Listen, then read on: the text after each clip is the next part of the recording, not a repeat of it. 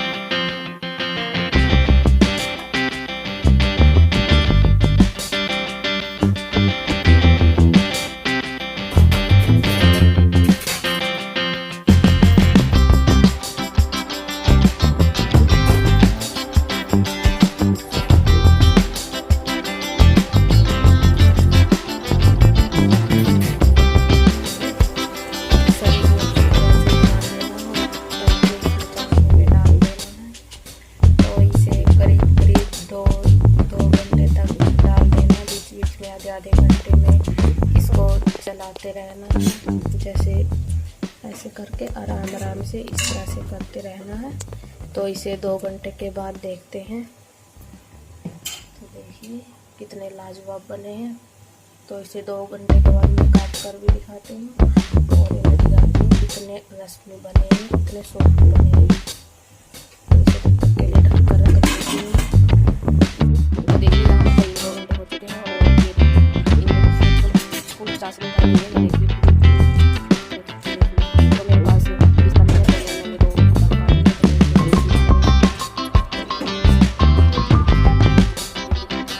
देखिए यहाँ पर